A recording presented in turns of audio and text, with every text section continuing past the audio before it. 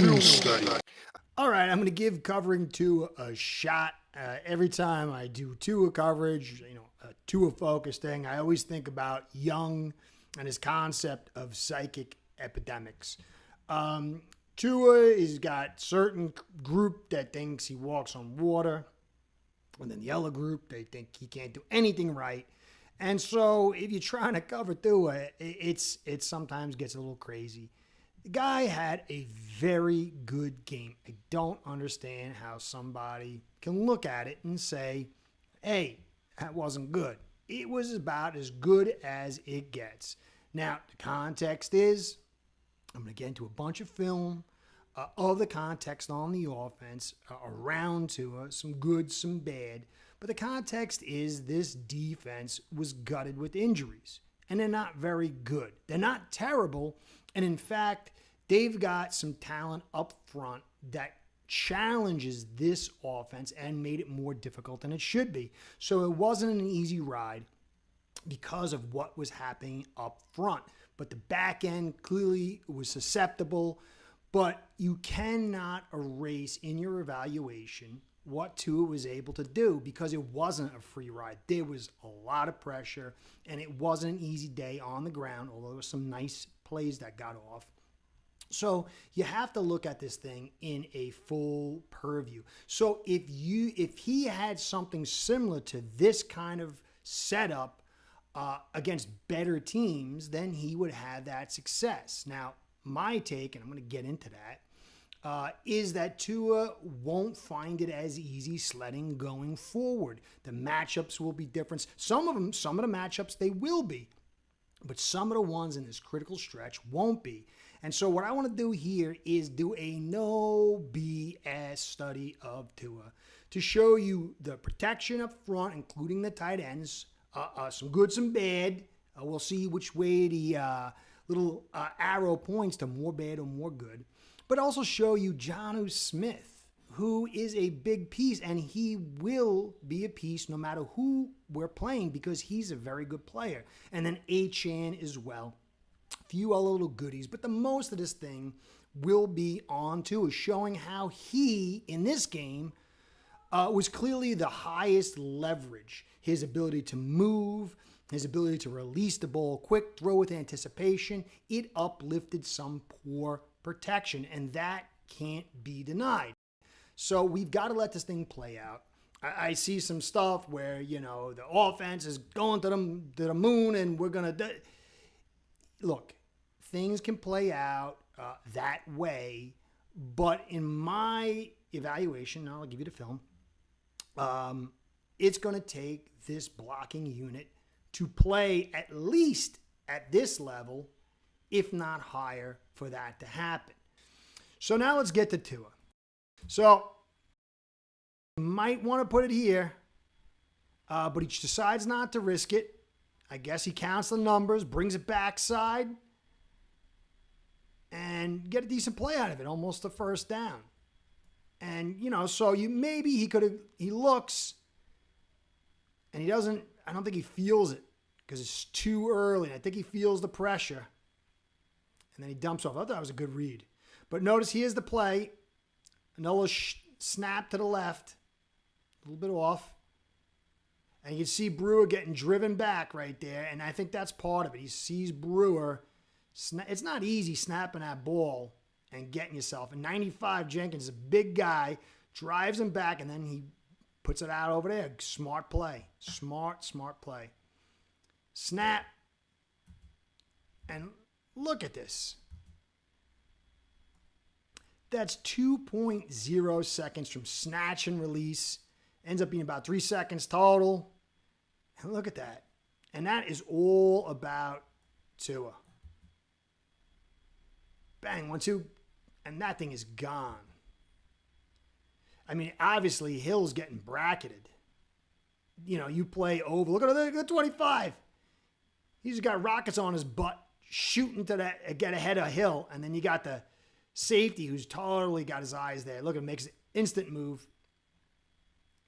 So it's a bracket, and he just fits it in the bracket, and nice big play. Now, look how quick that pressure gets in. Bang, Lamb's driven back, and he got the blitz. And look how fast that ball comes out. It's mental processing, and then it's the physical. That's 1.15 seconds to pressure. I don't think their intention is to let pressure get in like that. Now, this should be a concern down the road because Lamb's going to face guys maybe not as awesome, but he's going to have defensive fronts that have more talent spread out, and he's going to be one-on-one a little bit more. This offensive line will be tested a lot more going forward. You see, look how quick it is. Bang, look at that, destroyed. And then also inside with Jones, I mean, he's a right guard who should get help. But look at Brew. I get the play side. You know, I get you rotating to your play side. You want to make sure that's clean. But if that was the case and Eichenberg was a stud, you'd put him at left guard and he would handle his guy and you would help Jones. He needs that help and he gets beat on this move because he's not really agile and he's a little bit slow, but he's big and powerful. All right, so here's another pass and instant pressure. Jones getting taken. But look at Tua, just drop it in out over the middle. And that's the hill. But that is Tua being under heavy pressure instantly, sidearming it, putting it in a perfect place to pick up some yards. Not many quarterbacks can do that. So you get the play action. Protection looks good. But look at all the guys you got. You got 6, 7, 8 guys in the box. That leaves 2 guys in routes. Getting a little bit of pressure there. I mean, with 8 guys against 4, that's crazy. So Lamb gets beat, and then Tua does a nice job. Look at this. And he buys time. I don't know how you can complain about this stuff. Instant pressure, Jones getting beat right there. It's like quick an eye, blink of an eye. And he puts it out there and gets some positive yards out of it. His eyes were all over that, though. It was right away, right to the right, bang. But, I think that was OBJ, right? Again, Brewer snaps to the right. It's not direct. So, kind of had his issues, but Brewer's not much better. And then instant pressure again. So look at Brewer. He's here. Look at all the leverage he's got to the right and the guys he's got. And he just follows him inside and vacates his center spot, his gap. And that's where the pressure comes in. And Tua's got a guy bearing down on him wide open within just slightly over a second. And then the release. That is not your average quarterback. Look how quick that is. Bad protection. Jones has got to deal with 2 guys. He can barely deal with 1. Pressure's instant. Look at this. They're not throwing just fast, because they want to. They know they got to. And if Tua's release wasn't that quick, how many sacks, how many hits, how many broken drives? So here's another play with some instant pressure. They bring the blitz this time. 1, 2, 3, 4, 5. Only 5 guys. 6 guys in the box. And they bring 1, 2, 3, 4, 6. So that's why it's the instant pressure. And then Tua, nice throw, poised, through the hands of the defender and hits Waddle. But it's that release. Pressure outside, Eichenberg and Lamb. Lamb's getting beat.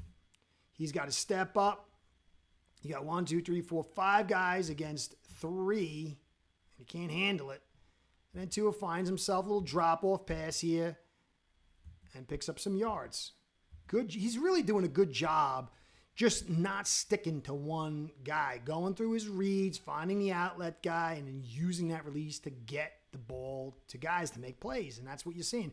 And here, this is huge play. But I'll show you. Somebody said Tehran didn't hold. Oh, yeah, he clearly held, but whatever, So anyway, so you get 4 guys on 1, 2, 3, 4, 5 guys blocking with a little bit of an outlet. Instant pressure inside and out. I'll get to the protection, but Tua skips out right there. gets down the line of scrimmage. And I'll show you Teron holding, but whatever. And then he finds his guy and drops it in there. That's a stud play. You got 3 guys on Crosby, and notice the stunt. Brewer's attached right here, as he's been, I don't know, 4 or 5 times now. I don't know. And he leaves his gap, and then you get instant pressure. And then right there, that is a hold. Watch him. Grab him. That is what you call a hold. And I guess maybe 2 was in the way. The ref couldn't see it or whatever. And then the push. And I think he stepped on his foot too. Good job, Teron. That's my man, Teron. He knows how to get it done. And then there you go. But instant pressure. And this is not a ferocious front. But Tua is navigating. He's uplifting it with Jonnu, Achane, obviously Waddle, and Hill. Again, look at this. You get the stunt right here. 2 defenders and 3 blockers. Jones does a good job. Look, you see how he passes off to Teron and just doesn't give up his ground? But Brewer gets in too tight, gets caught. This is one of his tendencies. See, he's just bad angle, just a little bit. And then he doesn't bounce back. He doesn't recognize quick enough. And he gets beat on the outside. But Tua gets the ball off. But then, I mean, Crosby's unbelievable. See that? So, you have to understand, teams are looking at this film and they go like, oh, stunts on Brewer, power on Brewer, and whatever else. It's not just all Brewer, but let's be realistic. A little bit of pressure in on the interior. He almost splits, but look at this throw. I mean, that's a good throw, man. A great throw. So watch, bang, right there, splitting it. Release, that's gutsy, and that is anticipation, accuracy. And, because look up over here. Watch this guy, this defender. He sees it, and he's making a move, and he just can't get there in time because the release and the velocity is not, super duper, but the quick release cuts off like a fraction of a second, and that fits it right in there. Great throw. Snap, drop, and release. Guys, by the time he gets the ball, it's pressure. That's very, very quick. Check the speed of pressure. 2.26 seconds. It's fast in the league, but it's not like super, but Jones is getting beat. And look where he puts it. Bang. Out. So Tua again drops back, pressure inside, rolls out, and we notice they ran the 0.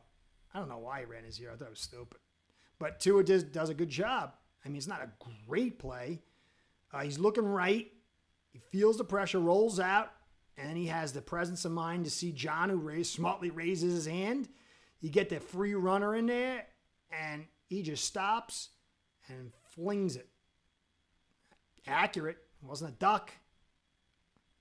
So clearly this offensive line didn't go against a ferocious front. 1 star stud play made it top 2 or 3, 4, 5 best front guys in the league. But in the totality, especially when you're talking about the back end, the secondary group, and offense aside from Bowers, this wasn't a great team. But Tua wasn't in a great framework. It's not like this was a terrible defense and he had all the time in the world. He uplifted this unit with Achane, who is a star, with Jonnu, who is a stud, and obviously Hill and Waddle. But they're going to take away Hill and Waddle, keep everything underneath, and make the Dolphins play like this.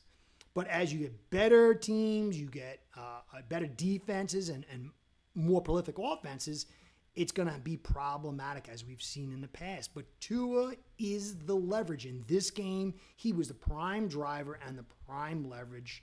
And so that's really it. Hope you enjoyed. Curtis saying, be well. Go Fins. Curtis out.